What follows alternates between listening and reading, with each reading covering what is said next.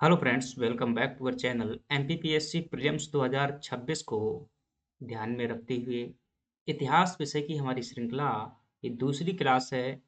इसके पहले हमने प्रागैतिहासिक काल किया हुआ था और आज जो है हम दूसरी क्लास करेंगे। चलिए समय को जाया न करते हुए जो है क्लास की शुरुआत करते हैं और अपने परिचय थोड़ा-सा जो है हम क्लास का परिचय करेंगे कि किस प्रकार से हमारा टॉपिक जो है क्या है।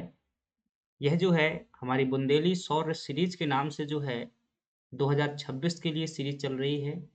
एक तरफ हम जो है यूनिट 10 की क्लास करते हैं, दूसरी तरफ जो है इतिहास विषय को क्वेश्चन के माध्यम से रिवीजन कर रहे हैं और इम्पोर्टेंट जो परीक्षा उपयोगी तथ्य हैं, उनका एक जगह क्या करते हैं, संग्रह कर रहे हैं। साथ ही इसमें जो है हम विभिन्न टॉपिकों को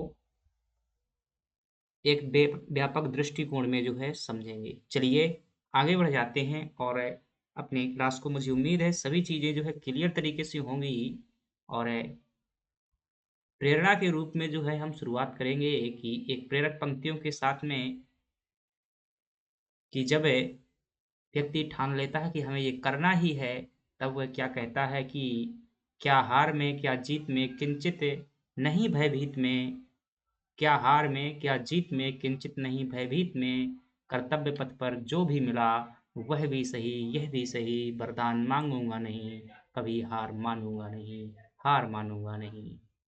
तो ये पंक्तियाँ जो है सुमंगल सिंह सुमन की पंक्तियाँ हैं और उन्हीं से हम आगे बढ़ रहे हैं। देखते हैं हमारी आज की जो क्लास जो है, सिंधु घाटी सभ्यता को लेकर के ये हमारी क्लास है और इसका जो है हम थोड़ा-सा परिचय देखेंगे। ये थोड़ा-सा चित्र देखिएगा, बार-बार जो है क्वेश्चन में हमारे चित्र आएँगे, तो मैं इनके माध्यम से बहुत कुछ है, हर बार तो चित्र नहीं लगा पाया क्योंकि मेरे पास में समय का अभाव है। इतना जो है समय नहीं है कि हर क्वेश्चन में जो है इनको बताया जा सके, परंतु एक बार देख लीजिएगा यहाँ पर। ये जो आप ये चित्र देख पा रहे हैं, यहाँ पर यदि मैं थोड़ा-सा ज़ूम करके आपको दिखाऊँ, ये जो यहाँ पर आप चित्र देख पा रहे हैं, ये चित्र आपका वृषभ का चित्र है जो कि एक पशुपति मोहर में पाया गया है। वृषभ बोले तो बैल को जो है वृषभ कहा गया है और ऐसी कल्पना की गई है कि यह वृषभ कोई और नहीं भगवान शिव का जो है नंदी है, ऐसा कहा गया है। और जो पुरोहित की वहाँ पर एक मूर्ति प्राप्त हुई है उसको आद्य शिव माना गया है। और ये चिन्ह जो आप देख पा रहे हैं ये स्वास्तिक का चिन्ह है, यह भी सिंधु घाटी सभ्यता के मोहनजोदड़ो से प्राप्त हुआ है।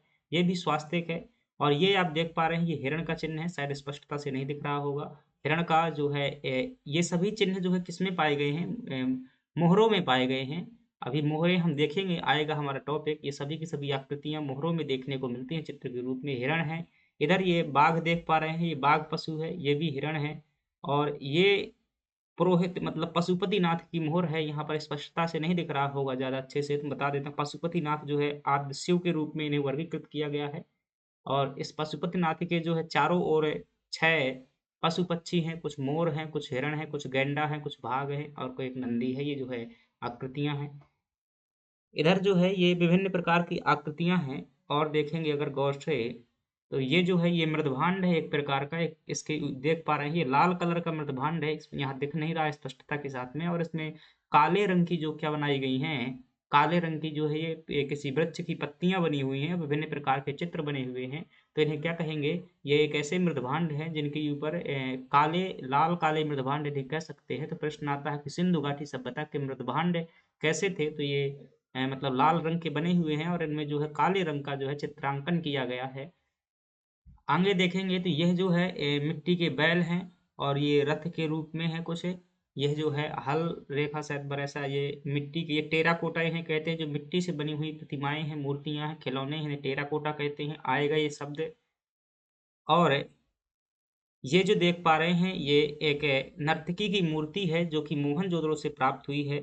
यहाँ गौर से देखेंगे तो इसके दाहिने बाएँ हाथ में आई थिंक हाँ, बाएँ हाथ में यहाँ से लगा कर के यहाँ तक चूड़ियाँ हैं और इसका एक हाथ जो है क्या है कमर पर है। इसका मतलब है कि यह महिला नृत्य मुद्रा में खड़ी हुई है और अर्थात कहने का आशय ये है जो इतिहासकारों ने निकाला है कि सिंधु घाटी सभ्यता के लोग जो है नृत्य को एक मनोरंजन के रूप में प्रयोग करते थे। देन इसके बाद कुछ मूर्तियाँ ये है, इनमें से ये मूर्तियाँ जो है मातृ देवी की मूर्तियाँ हैं और इसमें जो है शक्ति के रूप में इन्हें देखा गया है और यहाँ का समाज महिला प्रधान सिद्ध होता है इससे। ये आप जो माला देख पा रहे हैं संरचना ये मनका है, ये मनका ये मोतियों से बना हुआ माला है, जिसे मनका कहते हैं। इसके कारखाने मोहनजोदड़ो और चान्होदरो से पाए गए हैं। अभी ये सभी क्वेश्चन आएँगे तो यहाँ पर देख लीजिएगा। ये जो व्यक्ति देख पा रहे हैं ये पुरोहित बाबा है और इसकी जो दाढ़ी बनी हुई है और इसका एक हाथ कटा हुआ है। ये 3 पतिया शाल ओढ़े हुए है, मतलब है कि जो लोग वहाँ पर कपड़ा पहनते थे तो काफ़ी शौकीन थे, कढ़ाई वाले कपड़े पहनने का कार्य करते थे। ये भी जो है मृदभांड है और इधर ये बैल का एक चित्र है। चलिए तो ये चीज़ें जो है हमने देखी और थोड़ा-सा समझ लेते हैं। ये जो आप पूरी की पूरी संरचना देख पा रहे हैं, इस संरचना को जो है, ये पूरी की पूरी संरचना जो है यहाँ से लेकर के यहाँ तक ये सिंधु घाटी सभ्यता का एक जो है समग्र चित्र है, जिसमें दिखाया गया है कि ये जो है विशाल स्नानागार है और यहाँ देख पा रहे होंगे कुछ स्थान जो है ये ऊँचाई पर बसे हुए हैं, तो यह सिंधु घाटी सभ्यता के जो नगर होते थे, वो 2 भागों में विभाजित होते थे। ऊपरी वाले भाग में जो है समाज का उच्च वर्ग रहता था, जो प्रशासक वर्ग था, अमीर वर्ग था और जो निचले वाले भागों में सामान्य मजदूर वर्ग रहता था, जो कि कृषि कार्य या मज़दूरी का कार्य करता था। ये चित्र दिमाग में बैठाइएगा। क्योंकि ये वर्गीकरण को लेकर के प्रश्न आता है, इन्हें टीला कहा गया है। टीला जो है एक ऊपरी टीला है और एक इसे पश्चिमी टीला कहा गया है, जो बड़ा वाला है उठा हुआ भाग।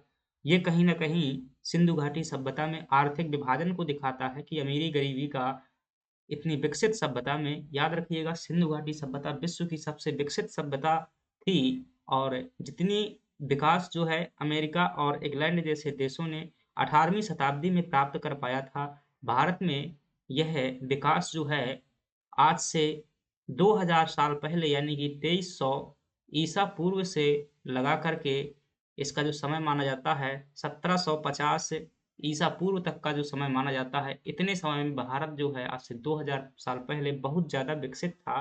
भारत की ही ये सभ्यता है और अभी देखेंगे इधर देखें तो ये जो है मकान-वकान वगैरह यहाँ पक्के बने हुए हैं, विस्तृत यहाँ पर नालियों की व्यवस्था आपको दिख पा रही होगी। क्वालिटी थोड़ा बढ़ा लीजिएगा, स्पष्टता से नहीं दिख रहा है। बाद में कम कर लीजिएगा। और ये जो है पुनः चित्र है नगर का और ये जो है बंदरगाह नगर है, लोथल का जो है ये क्या है बंदरगाह नगर है, जहाँ से बहुत सारा व्यापार होता था पूरी दुनिया में। ये स्नानागार का चित्र है। ये जो है कुआँ वगैरह की संरचना दिखाई गई है, तो पीडीएफ में आपको ये चित्र विस्तृत रूप से दिख जाएँगे, तो एक बार ज़रूर इन्हें देखिएगा। अगर आवश्यकता पड़े तो गूगल कीजिएगा। चलिए अब जो है हम इन चीज़ों को जो है स्पष्टता के साथ में थोड़ा-सा परिचय देख लेते हैं कि हम कैसे आगे बढ़ने वाले हैं और क्या-क्या इस सभ्यता में जो है पढ़ने वाले हैं। देखिएगा, जब हम बात करते हैं सिंधु घाटी सभ्यता में परिचय के रूप में, तो चीज़ें देखिएगा। मैं यहाँ पर एक छोटा-सा जो है मैप ड्रा कर रहा हूँ ताकि चीज़ें हम जो है स्पष्टता के साथ में क्या कर पाएँ, समझ पाएँ। ये जो है आपका मैंने जापान, एशिया ऐसा मैप बनाया हुआ है और भारत से होते हुए पाकिस्तान वाला एरिया मैंने बनाया और देन ये ईरान वाला एरिया और ऐसे में ये एशिया महाद्वीप का मैंने मानचित्र बना दिया, ठीक है? और इधर जो है ये अफ्रीका महाद्वीप वाला रीजन हो जाएगा। ये अफ्रीका महाद्वीप वाला मैंने माना रीजन बनाया और इधर से यूरोप वाला रीजन हो जाएगा और इस प्रकार से जुड़ जाएगा। यहाँ बीच में जो है ये भूमध्य सागर हो जाएगा यहाँ पर, ठीक है? ये भूमध्य सागर वाला एरिया हो जाएगा, ये लाल सागर हो जाएगा और इधर जो है ये अरब सागर हो जाएगा, इधर बंगाल की खाड़ी हो जाएगी, ठीक है? तो ये जो है ये हमारे भारत वाला एरिया है और सिंधु घाटी सभ्यता जो थी कहाँ पर विकसित थी? तो आप देखेंगे सिंधु घाटी सभ्यता इस प्रकार से एक त्रिभुजाकार संरचना के रूप में इस प्रकार से सिंधु घाटी सभ्यता विकसित थी। तो कहोगे कौन से देश में पड़ती है? तो ये वाला देश तो आप जानते हैं हमारा भारत वाला देश हो जाएगा। इधर जो है पाकिस्तान वाला एरिया हो जाएगा। इधर एरिया कुछ हिस्सा अफ़गानिस्तान में हो जाएगा। तो ये जो है 3 देशों में विस्तृत थी और सिंधु घाटी सभ्यता का आकार लगभग त्रिभुजाकार था और यह जो है लगभग 13 लाख वर्ग किलोमीटर या यूँ कहूँ कि 12,99,000 वर्ग किलोमीटर में जो है यह सभ्यता विस्तृत थी और भारत पाकिस्तान में विस्तृत थी। ये एशिया महाद्वीप की मुख्य सभ्यता है। तो परिचय के रूप में आप कह सकते हैं, मैं क्या कहूँगा अगर मुझसे कोई पूछे, और थोड़ा सा मुख्य विशेषताएं बता देते हैं ताकि हम परिचय स्पष्टता के साथ में कर सकें क्या आ गया। देखिएगा, इसकी कोई पूछे कि सिंधु घाटी सभ्यता क्या थी, तो यहाँ पर से एक नदी निकलती है, यहाँ पर से मानसरोवर से, और इस प्रकार से एक नदी जाती है। इस नदी का नाम क्या है? सिंधु नदी है। और सिंधु की ही सहायक नदियां हैं झेलम, चिनाब, रावी, व्यास, सतलज जो है, ये क्या है? सिंधु की सहायक नदियां हैं। यहाँ से कुभा, कुरुम है, किशनगंगा है। तो सिंधु और उसकी सहायक नदियों के आसपास ये सभ्यता बसी हुई थी। तो थोड़ा-सा इसमें देख लेते हैं क्या है इसकी खास विशेषता सिंधु घाटी सभ्यता की। तो यह एक जो है कांस्य युगीन सभ्यता थी। कैसी सभ्यता थी? यह सभ्यता जो है कांस्य युगीन सभ्यता थी। दूसरी जो अगर खास बात इसकी देखेंगे यहाँ पर, दूसरी खास बात यह है कि यहाँ पर उन्नत जल प्रबंधन की व्यवस्था थी, उन्नत जल प्रणाली थी, जल निकासी प्रणाली थी, उन्नत जल निकासी प्रणाली थी, उन्नत जल निकासी प्रणाली थी। और अगर तीसरी बात यहाँ पर करूँ, तो हम कह सकते हैं यह एक नगरीय सभ्यता थी। कैसी थी? नगरीय सभ्यता थी। चौथी बात कह सकते हैं कि यहाँ पर जो है कृषि व्यवस्था कैसी थी? उन्नत कृषि थी। और यह सभ्यता में जो है पाँचवीं बात कह सकते हैं, यहाँ पर जो है व्यापार वाणिज्य काफ़ी उन्नत अवस्था में था। दुनिया में व्यापार होता था सिंधु घाटी सभ्यता का, लगभग 15 से 20 देशों में उस समय पर व्यापार होता था। और यह एक नियोजित सभ्यता थी। कैसी सभ्यता थी? नियोजित। इसका मतलब क्या है कि योजनाबद्ध तरीके से विकास किया गया था। जो आप भारत सरकार अभी 2015 में स्मार्ट सिटी मिशन लेकर के आई हुई थी, उसके साक्ष्य प्राचीन भारत में हमारे देखने को मिल जाते हैं सिंधु घाटी सभ्यता के। तो कोई पूछे सिंधु घाटी सभ्यता क्या है तो बता दीजिएगा, और मैं हर क्वेश्चन में आपको बताने का प्रयास करूंगा कि आप एक स्टूडेंट ही नहीं बल्कि एक शिक्षक की भांति जो है किसी को समझा पाएंगे। मैं ऐसे जो है आपको समझाने का काम करूंगा। चलिए देखते हैं। तो कांस्य युगीन सभ्यता का मतलब क्या है कि इसमें जो है सभ्यता में कॉपर यानी कि तांबा और टिन यानी कि ये दो धातुओं से मिलाकर के जो क्या किया गया था, पहले यहाँ पर तांबा खूब होता था, कांसा बनाया गया था, तो इसे कांस्य युगीन सभ्यता कहा जाता है। इस सभ्यता में कांसे का प्रयोग किया जाता था।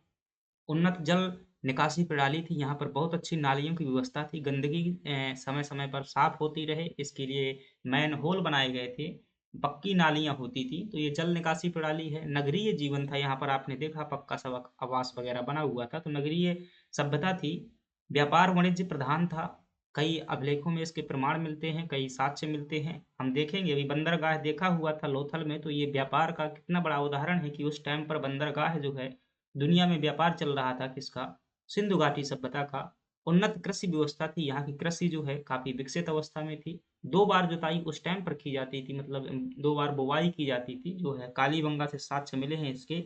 नियोजित सभ्यता थी, मतलब कि इसकी जो सभी सड़कें हैं समकोण पर काटती थीं। अभी भी देखो तो अच्छे-अच्छे विकसित शहरों में जो है टेढ़ी-मेढ़ी जो है सड़कें बनी हुई हैं। कहीं यहाँ पर घर बना हुआ, कहीं यहाँ पर बना हुआ, कहीं यहाँ पर बना हुआ है। इससे जो है दुर्घटना होने की संभावना ज़्यादा होती है और जो है विकास प्रभावित होता है। तो सिंधु घाटी सभ्यता ऐसा नहीं थी। एक नियोजित सभ्यता थी, यहाँ पर सड़कें संपूर्ण पर काटती थी। पहले से ही व्यवस्था कर दी जाती थी कि ऐसे घर बनाना है, तो जो घरों के दरवाजे होते थे सड़कों के विपरीत दिशा में होते थे, और ताकि जो है वाहन में निकलने में जो है किसी प्रकार की दुर्घटना ना हो सके। तो ये सामान्य परिचय था। कोई पूछे सिंधु घाटी सभ्यता क्या है तो बता दीजिएगा। सिंधु घाटी सभ्यता प्राचीन भारत में प्रथम नगरीय सभ्यता का उदाहरण है, जो कि दक्षिण एशिया के पश्चिमी भाग अर्थात भारत, पाकिस्तान और अफगानिस्तान में त्रिभुजाकार संरचना में लगभग 12,99,000 किलोमीटर में वर्गीकृत सभ्यता थी। यही तो मेंस का प्रश्न है भाई। क्या पूछेगा मेंस में? ऐसा ही पूछता है। आप यही विशेषताएं क्या कर दीजिएगा, बता दीजिएगा, इतना सा मैप बना दीजिएगा। और अगर आप चाहें तो थोड़ा सा मैप समकोण नियोजन को दिखा सकते हैं, नालियों को जो है शहर से बाहर निकाल सकते हैं, यही सब आता है। ठीक है, एक चीज़ सीख लीजिए एक बार का अच्छी गहराई से, तो चाहे प्री हो, चाहे मेंस हो, चाहे इंटरव्यू हो, जो पूछना है आपको पूछते रहो। चलिए बात करते हैं अब जो है एक-एक प्रश्नों को देखते हैं अपने और समझते हैं। हमारे पास में पहला प्रश्न आपके सामने उपस्थित है, देखिएगा। विस्तृत व्याख्या करेंगे, आप जो है ध्यानपूर्वक सुनेंगे, आवश्यकता पड़े तो आप जो है चीज़ों को नोट भी करेंगे, क्योंकि परीक्षा निकालनी है तो मेहनत तो करनी पड़ेगी। कि कर्म भूमि की इस दुनिया में श्रम सभी को करना है, कोई भी व्यक्ति हो श्रम हर कोई करता है। कर्म भूमि की इस दुनिया में श्रम सभी को करना है, भगवान सिर्फ लकीरें देता है, रंग हमें ही भरना है। याद रखिएगा, रंग हमें ही भरना है। चलिए हम अपना जीवन में जो है रंग भरने का कार्य जो है शुरू कर रहे हैं और एक-एक चीज़ें जो है देखते हैं। मानव समाज क्या है? विलक्षण है। क्यों है वह? क्योंकि वह मुख्यतः आश्रित होता है इस प्रश्न का। तो मैं यूँ कहूँगा कि मानव समाज क्या है? विलक्षण है। विलक्षण का मतलब क्या होता है? लक्षण का मतलब तो आप जानते हैं क्या होता है? विशेषता होता है, मतलब लक्षण यानी कि विशेषताएँ, और जो वी है, वी का मतलब होता है विशेष। क्या होता है? विशेष।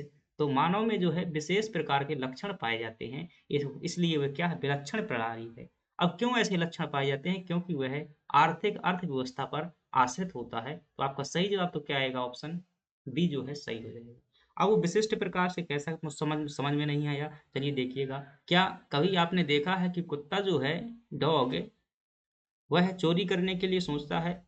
वह मतलब सिर्फ़ अपनी प्राकृतिक आवश्यकताओं के लिए चलता है, लेकिन मनुष्य जो है एक बहुत लालची प्राणी है और वह जो है लालच में आकर के क्या करता है, बहुत प्रकार के जो है लक्षण अपने व्यक्त करता है। इसलिए जो है लालच का मतलब, जी हाँ, लालची होता है इंसान, बहुत लालची होता है, हर कोई होता है। ये किसी व्यक्ति की विशेषता नहीं है। लालची से तो थोड़ा-सा क्या है, लो क्वालिटी का शब्द है, इसके लिए आप एडवांस शब्द प्रयोग में ले सकते हैं कि मतलब भौतिकता शब्द ले सकते हैं कि भौतिकता का जो है ये क्या होता है, पोषक शोषक, सॉरी क्या कहूँगा, पोषक कहूँगा। मतलब भौतिकता का क्या करने वाला होता है, इस भौतिकता का मतलब होता है गाड़ी, वाहन, बंगला, शौक, बड़े-बड़े जो है हवाई जहाज, फ्लैट, ये सब क्या है, भौतिक जीवन है। इस पर जो है ज़्यादा वह क्या करता है, मोह करता है। अब जो है सिंधु घाटी सभ्यता में हमारा प्रश्न किसका है? अर्थव्यवस्था से संबंधित प्रश्न है। तो सिंधु घाटी सभ्यता के आर्थिक जीवन से क्या-क्या प्रश्न बनते हैं, आप ध्यानपूर्वक जो है इन सभी चीज़ों को क्या कर लेंगे, नोट कर लेंगे। सिंधु घाटी सभ्यता की अर्थव्यवस्था संबंधित मैं यह प्रश्न जो है आपको क्या कर रहा हूँ, लिखा रहा हूँ, जो है ऐसे जो है एक साथ आपको याद करना है। जब भी अर्थव्यवस्था की बात आए तो ये सभी चीज़ें आपको क्या होनी चाहिए, पता होनी चाहिए। आपसे पूछे कि सिंधु घाटी सभ्यता का जो है, यह कैसी सभ्यता थी? एक व्यापार वाणिज्य प्रधान सभ्यता थी। तो कैसी थी ये? व्यापार वाणिज्य जो है यहाँ पर क्या था, अति उन्नत अवस्था में था। व्यापार वाणिज्य प्रधान सभ्यता थी। आर्थिक जीवन बता रहे हैं। कैसे पता चला कि हम ये व्यापार वाणिज्य प्रधान सभ्यता थी? तो इसके प्रमाण हमें जो मिलते हैं सारगौन अभिलेख से मिलते हैं। कौन से अभिलेख से मिलते हैं? सारगौन अभिलेख, ये विदेशों में पाया गया अभिलेख है और इसमें सिंधु घाटी सभ्यता के लिए क्या प्रयोग में लिया गया है? मेलहुआ कहा गया है। मेलहुआ का मतलब होता है कि नाव चलाने में दक्ष लोग। क्या? नाव चलाने में दक्ष लोग। और कहा गया है कि जो मेलहुआ के लोग हैं वो जो क्या हैं, बहुत व्यापार करते हैं। ईरान से शायद ये पाया गया है आपका अभिलेख। कौन सा अभिलेख है? सारगौन अभिलेख है। अगर ईरान में भारत की कोई चीज़ पाई गई है तो इसका मतलब क्या है, व्यापार उस टाइम पर होता रहा होगा, उड़कर तो नहीं गई होगी।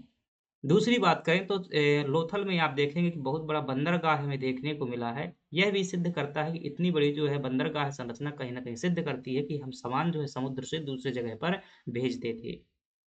अगर आपसे पूछे कोई कि जो है कृषि जो है यहाँ की कैसी थी? तो कृषि में आपको ध्यान रखना है कि इसके एक तो साक्ष्य बता दीजिएगा कहाँ से पाए गए हैं। कृषि के साक्ष्य जो है आपके कालीबंगा से जो है जुते हुए खेत के क्या पाए गए हैं? साक्ष्य पाए गए हैं। कृषि में जो है यहाँ से और क्या प्रश्न पूछा जाता है? प्रश्न आपसे पूछा जाता है जुता हुआ खेत का साक्ष्य कहाँ से पाया गया है? आपसे जो है प्रश्न पूछा जाता है कि हल कहाँ से पाया गया है? जो मिट्टी का हल है, तो ये आपका बनावली से जो है क्या पाया गया है? मिट्टी का हल पाया गया है। बनावली अभी हम देखेंगे हरियाणा में पड़ता है। और कृषि में अगर देखेंगे, आपसे पूछे कि यहाँ से सबसे श्रेष्ठ फसल कौन-सी थी? फसलें यहाँ पर बहुत सी प्रचलित थी, लेकिन अगर प्रमुख फसल की बात आए तो आप क्या बताएँगे? कपास जो है यहाँ की प्रमुख फसल थी। फिर आपसे पूछे पशुपालन में अगर कुछ बातें करूँ, आपसे पूछे सबसे प्रमुख यहाँ का पशु कौन था? तो सबसे प्रमुख पशु में आप किसका नाम लेंगे? जो है वृषभ का जो है यहाँ जो है सबसे प्रमुख पशु का नाम लेंगे। वृषभ यानी कि इसका मतलब होता है बैल। फिर आपसे पूछे कि सिंधु घाटी सभ्यता में कुछ उद्योग धंधों के बारे में बताइए, क्योंकि यह भी जो है क्या है, आर्थिक जीवन है। और उद्योगों में आपको ध्यान रखना है, जो यहाँ के प्रमुख उद्योग हैं उनमें से एक ध्यान रखना है, मनका उद्योग जो है यहाँ का प्रमुख उद्योग है। मनका, जो हमने माला देखा हुआ था, माला बनाने का उद्योग, तो मनका उद्योग, ये नग भी कह सकते हैं, जो अंगूठी में लगता है नग होता है, वो मनका उद्योग है। ये मोहनजोदड़ो और चंदहुदड़ो से उसके क्या हुए हैं, साक्ष्य प्राप्त हुए हैं।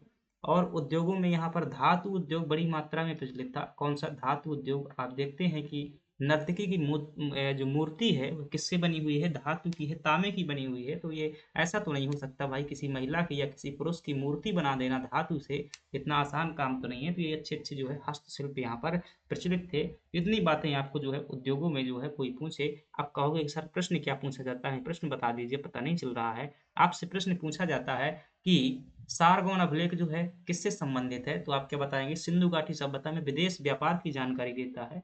आपसे पूछा जाता है कि बंदरगाह के प्रमाण जो है सिंधु घाटी सभ्यता में कहाँ से प्राप्त हुए हैं, तो आप क्या बताएँगे? कि लोथल से जो है प्राप्त हुए हैं। आपसे प्रश्न पूछा जाता है कि जोता हुआ खेत का साक्ष्य कहाँ से प्राप्त हुआ है, तो कालीबंगा से। हल कहाँ से प्राप्त हुआ है? बनावली से। सिंधु घाटी सभ्यता की प्रमुख फसल कौन-सी थी? कपास थी। सिंधु घाटी सभ्यता का सबसे जो है महत्वपूर्ण पशु कौन था? तो क्या कहेंगे? बैल था, वृषभ था। मनका उद्योग जो है, ये सिंधु घाटी सभ्यता में जो है कहाँ पर प्रचलित था? ये पूछा जाता है, तो चंदहुद्रो और मोहनजोदड़ो बताएँगे। चलिए आगे बढ़ जाते हैं। और यदि आपको जो है इसका क्या करना चाहते हैं, टेस्ट देना चाहते हैं, व्यापक रूप से जो है इन प्रश्नों का अभ्यास करना चाहते हैं, पीडीएफ प्राप्त करना चाहते हैं, तो टेलीग्राम चैनल में जुड़ जाइएगा। इसका लिंक आपको जो है डिस्क्रिप्शन बॉक्स में होगा। और कोई भी प्रश्न हो तो आप वहीं पर जो है उस पर चर्चा कर सकते हैं। अगला प्रश्न है कि निम्नलिखित में से किस सभ्यता से संबद्ध है? क्या भाई? हड़प्पा जो है किस सभ्यता से संबद्ध है? बहुत सामान्य सा प्रश्न है। बात हड़प्पा की जा रही है, तो हड़प्पा से संबंधित जितनी महत्वपूर्ण बातें पूछे जाने की संभावना है, हम उन्हें जो है यहाँ पर क्या करते हैं, चर्चा करने का प्रयास करते हैं। तो सबसे पहले आप यहाँ पर देखिएगा कि अब जो है इस प्रकार से कुछ संरचना मैं यहाँ पर देख पा रहे हैं, बना रहा हूँ। ये क्या है? मैं एक नदी बना रहा हूँ। ये क्या है? एक नदी है और यहाँ से जो क्या बहता है? पानी बहता है। इस नदी का नाम क्या है? रावी नदी है। क्या नाम है? इस नदी का नाम जो है रावी नदी है। और रावी नदी के किनारे जो है एक राज्य है। इस राज्य का नाम क्या है? इस राज्य का नाम है पंजाब। ये वो वाला पंजाब नहीं है हमारे यहाँ वाला, ये पंजाब जो है पाकिस्तान वाला पंजाब है। और इस पाकिस्तान पंजाब में जो एक स्थल स्थित है, इसका नाम है क्या? हड़प्पा नाम है। तो आपसे क्या पूछे, हड़प्पा के बारे में अगर इतनी बातें पूछे तो आप क्या कर पाएंगे, बता पाएंगे? रावी नदी के किनारे है, पाकिस्तान के पंजाब प्रांत में स्थित है। आपसे पूछे सर इसकी खोज किसके द्वारा की गई थी, तो आप क्या बताएंगे कि 1921 में जो है दयाराम साहनी के द्वारा जो है क्या की गई थी, इसकी खोज की गई थी। चलिए ठीक है। फिर आपसे पूछेगा प्रश्न कि सिंधु घाटी सभ्यता का खोजा गया प्रथम स्थल कौन सा था? प्रथम स्थल जिसकी सिंधु घाटी सभ्यता में सबसे पहले खोज की गई थी, तो क्या बताएंगे आप? हड़प्पा था। यही कारण है कि सिंधु घाटी सभ्यता को क्या कह दिया जाता है? हड़प्पा कह दिया जाता है। फिर आपका प्रश्न होगा कि सर को ये भी बताइए कुछ यहाँ से प्रमाण प्राप्त हुए हैं क्या, साक्ष्य प्राप्त हुए हैं क्या? तो यहाँ से 3 महत्वपूर्ण साक्ष्य आपको ध्यान रखना है। एक जो है R37 आपको ध्यान रखना है, R37। दूसरा ध्यान रखना है मात्र देवी, ध्यान रखना है आपको मात्र देवी की प्रतिमा कहाँ से प्राप्त हुई है। और तीसरा जो आपको ध्यान रखना है यहाँ से, क्या ध्यान रखना है? तीसरा साक्ष्य जो यहाँ से आपको ध्यान रखना है उसका नाम है क्या? अन्नागार। अन्नागार, विशाल अन्नागार। ध्यान रखिएगा स्नानागार अलग है और अन्नागार अलग है। चलिए और थोड़ा-सा बात करते हैं। ये जो R37 है, ये एक प्रकार की क्या है? कब्र है। क्या है? ये एक प्रकार की कब्र है। मात्र देवी जो है एक मूर्ति प्राप्त हुई है और इसके गर्भ से जो है एक वृक्ष को निकलते हुए दिखाया गया है। तो इसे जो है ऐसा कहते हैं कि ज़मीन में कुछ भी उत्पादन होता है तो इसे उर्वरा की देवी भी कहा गया है। इसे मात्र देवी भी कहा गया है। याद रखिएगा ये टेराकोटा की बनी हुई है। ये जो अन्नागार हैं, अन्न को जो है संग्रहित करने के लिए, अन्न को संग्रहित करने के लिए ये जो है अन्नागार पाए गए हैं। और यह जो है ये एक तरफ 6 की श्रृंखला में बने हुए हैं और दूसरी तरफ जो भी 6 की श्रृंखला में बने हुए हैं। इस प्रकार से 6-6 की श्रेणियों में यह अन्नागार बने हुए, कुल 12 अन्नागार पाए गए हैं। अन्नागार की एक और विशेष बात है कि सिंधु घाटी सभ्यता की सबसे बड़ी संरचना पूछा जाए ना क्या था, गलती मत कर देना, स्नानागार मत बताना। तो सबसे बड़ी संरचना कौन सी थी? अन्नागार थी, याद रखिएगा। तो इतनी चीजें सिंधु घाटी सभ्यता को लेकर के यहाँ से पूछी जाती है। आप ध्यान रखेंगे तो क्या कहता है ये हड़प्पा सभ्यता तो बहुत निर्मल सा प्रश्न है कि ये सिंधु घाटी सभ्यता का एक स्थल था हड़प्पा। हमने इसकी जो है बहुत सारी जानकारी, अब ये सभी प्रश्न भाई पूछे गए। यहाँ पर मैं प्रश्न लेता हूँ। अब ये MPPSC 1990 का प्रश्न है। तो कई बार यहाँ UPPCS में प्रश्न पूछा गया, कई बार झारखंड में, कई बार बिहार में, कई बार UPSC में। तो यही जानकारी आपसे पूछी गई, जितनी जानकारी मैं यहाँ पर जिक्र कर रहा हूँ यही जानकारी पूछी गई है। बस कहीं 2 कथन पूछ लिए, कहीं 3 कथन पूछ लिए, कहीं 4 कथन, कहीं 1 कथन, कहीं उल्टा-सीधा, मतलब इसी को घुमा-फिरा करके पूछा गया है। तो मेन कंटेंट यही है, याद रखिएगा। बस आपको क्या करना है, इसे सब कुछ जैसे याद हो जाएगा जितना मैं बताता हूँ, आप जो है खुद एक्सपर्ट बन जाएँगे और सिर्फ़ पढ़ेंगे नहीं, पढ़ाएँगे भी। चलिए आगे बढ़ जाते हैं और सिंधु सभ्यता संबंधित है। अब देखिएगा जब इतिहास को हम किस आधार पर बाँटते हैं, जब इतिहास को किसके आधार पर बाँटा जाता है? प्रमाणों के आधार पर बाँटा जाता है। जब इतिहास का वर्गीकरण हम किसके आधार पर करते हैं? प्रमाणों के आधार पर। प्रमाण जो है मुख्यतः 2 प्रकार के होते हैं, याद रखिएगा। एक जो होते हैं आपके साहित्यिक प्रमाण होते हैं। इतिहास हमेशा जो है प्रमाणों के आधार पर ही लिखा जाता है। एक साहित्यिक प्रमाण होते हैं और एक क्या होते हैं आपके पुरातात्विक जो है प्रमाण होते हैं। पुरातात्विक प्रमाण होते हैं और एक साहित्यिक प्रमाण होते हैं। साहित्यिक प्रमाण वो हैं जो किसी भाषा में लिखे हुए हैं, किसी कागज़ में लिखे हुए हैं या फिर कहीं और लिखे हुए हैं। पुरातात्विक प्रमाण वो हैं जैसे कहीं पत्थर पाया जाना, कोई अभिलेख पाया जाना, कहीं पर माला पाया जाना, कहीं पर मूर्ति पाया जाना, कहीं पर सिक्का पाया जाना, मोहर पाया जाना, मटकी पाया जाना या फिर कोई टेराकोटा पाया जाना, ये सभी क्या है? पुरातात्विक प्रमाण हैं। तो कहिए समझ में आ गया? चलिए तो आगे बढ़ जाते हैं कि जो 3 प्रकार के प्रमाण हैं वो कौन-कौन से हैं? सॉरी 3 प्रकार का जो इतिहास है, प्रमाणों के आधार पर 3 प्रकार का इतिहास कौन-सा है? एक इतिहास होता है प्राग-ऐतिहासिक काल, ठीक है? प्राक भी लिख सकते हैं, प्राक-ऐतिहासिक काल या प्रागैतिहासिक काल भी लिख सकते हैं, संधि विच्छेद मैंने बताया हुआ था। प्राक-ऐतिहासिक काल, दूसरा होता है आद्य ऐतिहासिक काल, कौन-सा है? आद्य ऐतिहासिक काल और तीसरा होता है ऐतिहासिक काल, कौन-सा काल? ऐतिहासिक काल। तो ये क्या होते हैं? प्रमाणों के आधार पर जो है इतिहास 3 प्रकार का होता है। तो कहो थोड़ा-सा और गहराई में बताइएगा। चलिए देख लेते हैं। प्राक-ऐतिहासिक काल ऐसा समय होता है जहाँ पर केवल क्या होते हैं उस समय पर पुरातात्विक साक्ष्य होते हैं। क्या होते हैं? केवल पुरातात्विक साक्ष्य होते हैं। पुरातात्विक साक्ष्य होते हैं, यहाँ पर साहित्यिक साक्ष्य नहीं होते हैं।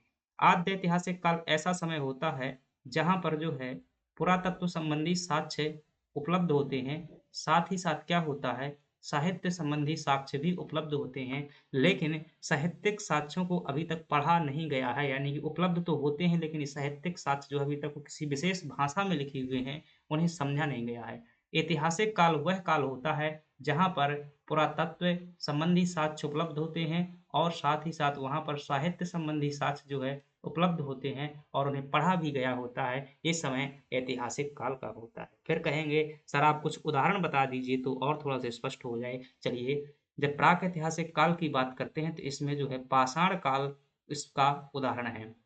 हमने पाषाण काल पढ़ा हुआ था, क्या कहीं पर ऐसा क्वेश्चन आया है? मैंने कहीं बताया है कि इस किताब में जो है इसकी जानकारी मिलती है। अगर जानकारी मिलती है तो वो बाद में जो है कल्पना के आधार पर इतिहासकारों द्वारा लिखी गई है, लेकिन उस समय की जानकारी किताबों में नहीं मिलती है। जब आद्य ऐतिहासिक काल की बात करते हैं, तो जो टॉपिक हम पढ़ रहे हैं आज सिंधु घाटी सभ्यता, इंडस वैली सिविलाइजेशन जो है, वो किसका उदाहरण है? आद्य ऐतिहासिक काल का। यहाँ की भाषा हम अभी तक नहीं समझ पाए हैं, पुरातत्व साक्ष्य हमारे पास में उपलब्ध है। ऐतिहासिक काल में याद रखिएगा, यहाँ पर जो है महाजनपद काल जो है आपका ऐतिहासिक काल में आ जाएगा। महाजनपद काल प्रश्न दिमाग में आ जाएगा तुरंत ही कि सर वैदिक काल आप खा गए। नहीं, मैं खाया नहीं हूँ। तो वैदिक काल जो है, इसे अभी तक इतिहासकारों ने किसी भी कैटेगरी में नहीं रखा हुआ है, याद रखिएगा। वैदिक कल्चर को तो महाजनपद काल जो 6वीं शताब्दी ईसा पूर्व से जो है शुरू होता है, तो भारत का वास्तविक इतिहास कहाँ से शुरू होता है? यहाँ से। ये इतिहास के पहले का काल है, ठीक है? आई होप चीज़ें जो है आपको समझ में आ गई। अब कहता है सिंधु घाटी सभ्यता संबंधित है किससे? तो आप क्या बताएँगे? यह जो है आद्य ऐतिहासिक काल से संबंधित है। ऑप्शन बी आपका क्या हो जाएगा? सही हो जाएगा। चलिए आगे बढ़ जाता है, थोड़ा-सा मैं व्यवस्थित तरीके से लिखूँगा ताकि आप जो है इसको जो पीडीएफ के रूप में पढ़ें, चीज़ें समझ में आएँ। अगर लिखना चाहें तो आप लिख सकते हैं। चलिए आगे बढ़ जाते हैं और अगला प्रश्न है हमारे पास में कि सिंधु घाटी की सभ्यता गैर आर्य थी, क्यों थी भाई? अब देखिएगा आपसे कुल मिलाकर के प्रश्न कुछ ऐसा पूछ रहा है कि वो क्या अंतर था कि हम ये नहीं कह सकते हैं आर्य सभ्यता नहीं थी। तो कुछ अंतर है सिंधु घाटी सभ्यता और आर्य सभ्यता में। तो आप जो है अंतर बताने के लिए आप क्या कर लीजिएगा आधार बना लीजिएगा, चाहे प्री का प्रश्न हो चाहे मेंस का प्रश्न हो ऐसा ही लिख दीजिएगा, कोई नंबर नहीं घटेगा। ये आपको औसत से ज़्यादा नंबर मिलेंगे, याद रखिएगा। तो क्या बताना है आपको कि क्या अंतर था ये बताना है, तो आप अंतर किस आधार पर बताइएगा? 5 आधार मैं बता रहा हूँ। एक बता दीजिएगा निवास के आधार पर, किसके आधार पर? निवास के आधार पर। दूसरा जो है आप चीज़ बताइएगा इसमें पेशा बता दीजिएगा, पेशा कि इनका मुख्य पेशा क्या था? और तीसरा जो है आप आधार बता दीजिएगा क्या युद्ध संबंधी जो है सामग्री बता दीजिएगा, युद्ध है। और चौथे नंबर का बता दीजिएगा लिपि के बारे में बता दीजिएगा, लिपि के बारे में बता दीजिएगा। और पाँचवाँ जो है आप आधार बताएँगे पशु बता दीजिएगा, इनका प्रमुख पशु क्या था? और छठवें नंबर का बता दीजिएगा आप धर्म के बारे में बता दीजिएगा। तो इस प्रकार से आप देखेंगे तो इनमें अंतर हम क्या कर सकते हैं, थोड़ा-सा भी सब्र रखिएगा, चीज़ें सब समझ में आएँगी। मैं यहाँ पर लिख देता हूँ सिंधु घाटी सभ्यता यानी कि इंडस वैली सिविलाइजेशन, ये सिंधु घाटी सभ्यता के तहत हो जाएँगे। इधर लिख देता हूँ मैं वैदिक कल्चर यानी कि आर्यों वाला सिस्टम में लिख देता हूँ यहाँ पर। अगर आप गौर से देखेंगे तो चीज़ें आपको स्पष्टता से समझ में आएँगी। अगर सिंधु घाटी सभ्यता के लोगों का निवास देखेंगे तो ये कहाँ पर रहते थे? नगरीय जीवन में निवास करते थे, यानी कि नगरों में निवास करते थे, तो इनका निवास कैसा था? नगरीय क्षेत्र में था, अभी हमने उनके पक्के घर देखे हुए थे। और वैदिक कल्चर में देखेंगे तो इनका निवास जो होता था झोपड़ी में होता था, ऋषि-मुनि लोग रहते थे, ये जंगल में रहते थे, तो इनका जो है निवास कैसा होता था? कुल मिलाकर के ग्रामीण जीवन प्रकार का जो है इनका क्या होता था? निवास होता था। इनका जो है मुख्य पेशा था सिंधु घाटी सभ्यता के लोगों का जो मुख्य पेशा था वो क्या था? कृषि कृषि और जो है व्यापार यहाँ के क्या थे? मुख्य आधार स्तंभ थे। वहीं वैदिक कल्चर में देखेंगे तो यहाँ पर जो है पशुपालन, क्या पशुपालन? गायों का पालन करना जो है मुख्य पेशा हमें देखने को मिलता है। युद्ध देखेंगे तो जो है सिंधु घाटी सभ्यता के लोग जो है क्या करते हैं? युद्ध संबंधी यहाँ पर कोई विशेष जानकारी ही जो है नहीं मिलती है सिंधु घाटी सभ्यता में। लेकिन आप वैदिक कल्चर में देखेंगे तो यहाँ घोड़ों के माध्यम से जो है घोड़ा के माध्यम से रथों के माध्यम से जो है युद्ध लड़ने का ज़िक्र मिलता है। आपने जो इतिहास में एक युद्ध पढ़ा होगा 10 राज युद्ध हम वैदिक काल में इसको पढ़ेंगे तो ये वैदिक काल का ही है। लिपि की बात करेंगे तो सिंधु घाटी सभ्यता की लिपि जो है दाएँ से बाएँ लिखी जाती थी। कैसे लिखी जाती थी? दाएँ से बाएँ लिखी जाती थी। यानी कि अभी जो हम लिखते हैं कैसे लिखते हैं? मैं यहाँ से लिखना शुरू कर देता हूँ। ऐसा तो नहीं लिखता हूँ कि इधर से लिखना इधर की ओर जाऊँ। तो दाएँ से बाएँ चलती थी, लेकिन वैदिक काल की जो लिपि है ये कैसी होती थी? बाएँ से दाएँ होती थी, बाएँ से दाएँ होती थी। पशु जो है सिंधु घाटी सभ्यता का मुख्य पशु कौन था? वृषभ यानी कि बैल जो है प्रमुख पशु था और वैदिक कल्चर का प्रमुख पशु कौन था? गाय था। धर्म की बात करेंगे तो सिंधु घाटी सभ्यता में जो है धर्म ज़्यादा बहुत प्रभावी नहीं मिलता है या यूँ कह दीजिएगा कि बहुत कम था, अल्प था। जो है यहाँ पर धार्मिक गतिविधियाँ जो है अल्प मात्रा में थी, बहुत ज़्यादा नहीं थी। लेकिन यहाँ पर क्या था अतिवादी दृष्टिकोण था, चाहे वो यज्ञ हो, चाहे बलि हो, बहुत सारी चीज़ें यहाँ पर देखने को मिलती हैं। भाई यही तो मेंस का प्रश्न है। बता दीजिएगा मैंने ज़्यादा से ज़्यादा कितने शब्द लिखे हैं? 30 से जो है 35 शब्द लिखे हुए हैं और जो 6 नंबर में प्रश्न आएगा आपको आसानी से 4 से ज़्यादा नंबर मिल जाएँगे और समय भी आपको 2 मिनट में आप क्या है ये लिख पाएँगे। ठीक है? तो ऐसे ही जो है आपको शब्दों का चुनाव करना है, चाहे मेंस हो, चाहे प्री हो। प्री के देखिएगा तो 6 दूना 12 क्वेश्चन आपने यहाँ से प्री के क्लियर कर लिए। अब देखिएगा प्रश्न हलवा लगेगा आपको। सिंधु घाटी सभ्यता क्या थी? एक गैर आर्य थी मतलब आर्यों से अलग थी। क्यों थी? क्योंकि वह नगरीय जीवन में निवास करते थे। सिंधु घाटी सभ्यता के लोग कहाँ रहते थे? नगरीय जीवन में निवास करते थे, बल्कि गाँव उनके लोग कहाँ रहते थे? ग्रामीण जीवन में। लिपि की बात करें तो लिपि दोनों की थी, ये अंतर सिद्ध नहीं करता है। अगर लिपि में स्पष्टता से कहता कि इनकी लिपि दाएँ से बाएँ थी, तो ये अंतर हो जाता। उनकी खेतिहर अर्थव्यवस्था थी। भाई सिंधु घाटी सभ्यता की कोई खेतिहर अर्थव्यवस्था नहीं थी, उनकी अर्थव्यवस्था मुख्यतः किस पर टिकी हुई थी? कृषि जो है एक बहुत बड़े पेशे, बहुत बड़े मानक पर होती थी और व्यापार जो है यहाँ पर कपास का बहुत ज़्यादा मात्रा में उत्पादन होता था। खेतिहर का मतलब क्या होता है कि एक प्रकार की रोज़ी-रोटी प्रकार की अर्थव्यवस्था थी। रोज़ी-रोटी प्रकार की अर्थव्यवस्था नहीं थी, विकसित अर्थव्यवस्था थी। दुनिया में जो है सर्वश्रेष्ठ अर्थव्यवस्था के रूप में विख्यात थी सिंधु घाटी सभ्यता। उनका विस्तार नर्मदा घाटी तक था, तो नर्मदा घाटी तक सिंधु घाटी सभ्यता का विस्तार नहीं देखने को मिलता है। ये गंगा घाटी के यहाँ पर जो है और राजस्थान साइड में, गुजरात साइड में रहता है। नर्मदा घाटी आपकी मध्य प्रदेश में पड़ती है। आप जानते हैं सिंधु घाटी सभ्यता मध्य मध्य प्रदेश में जो है कोई साक्ष्य नहीं मिला हुआ। चलिए आगे बढ़ जाते हैं, मुझे उम्मीद है चीज़ें समझ में आ रही होंगी। अगला प्रश्न है, प्रश्न पूछ रहा है कि सिंधु घाटी सभ्यता को आर्यों से पूर्व रखने का महत्वपूर्ण कारक है। भाई क्या है प्रश्न? रिपीट हो रहा है। तो देखिएगा हमने क्या पढ़े हुए थे? मृदभांड पढ़े हुए थे। कुछ समय पहले जो है हमने क्या पढ़ा था? मृदभांड पढ़े हुए थे और मृदभांड का क्या मतलब होता है? बर्तन होता है। और इनका जो विकास क्रम है ना, इनका विकास इतिहास के कालक्रम निर्धारण में सहायता करता है। तो इनका विकास समय-समय पर हुआ है। अब मृदभांड देखेंगे तो दोनों के मृदभांड देख लीजिएगा। अगर इंडस वैली सिविलाइजेशन के मृदभांड देखेंगे और इधर जो है वैदिक कल्चर के मृदभांड देखेंगे। क्या वैदिक कल्चर यानी कि वैदिक सभ्यता के मृदभांड देखेंगे, तो जो सिंधु घाटी सभ्यता के मृदभांड हमने शुरू में देखे हुए थे। कैसे देखे थे कि इनके मृदभांड जो कैसे थे, मतलब इनके मृदभांड जो है, मटका मुझसे बनेगा नहीं बहुत अच्छा, लेकिन मैं बना देता हूँ। ये है जो मैंने मटका बनाया हुआ है, और इधर एक है। ये मटका जो कैसा होता था, रेड कलर का होता था, लेकिन मैंने यहाँ पर क्या बना दिया, तो रेड कलर का मटका होता था, मैं यहाँ पर लाल कलर लिख देता हूँ, आप समझ जाइएगा। तो ये लाल रंग का मटका होता था, इनका मृदभांड होता था सिंधु घाटी सभ्यता का। और इनके ऊपर क्या थे, जो चित्र किए गए थे, काले रंग के जो है चित्र किए गए थे। कैसे, काले। तो इनका मृदभांड कैसा हो जाएगा, सिंधु घाटी सभ्यता का मृदभांड कैसा हो जाएगा, लाल काला मृदभांड था। कैसा था, लाल काला मृदभांड है किसका, सिंधु घाटी सभ्यता का। ठीक है। और इनका मृदभांड कैसा था, धूसर प्रकार का है। धूसर प्रकार का है, इसमें गेरुआ रंग का प्रयोग करेंगे, और मतलब अन्य दूसरे प्रकार के रंगों का भी प्रयोग करेंगे। चित्रित धूसर मृदभांड इसे कहा जाता है, चित्रित धूसर मृदभांड जो किसका है, ये वैदिक कल्चर का है। और यह जो है ये बाद में आया हुआ है, ये बाद में आया हुआ है। ये क्या है, पहले का है। जो लाल काले मृदभांड है ये पहले वाले हैं, ये मतलब सादे जीवन प्रकार के मृदभांड है। ये जो है कलाकारी थोड़ी सी और इसमें दिखाई देगी।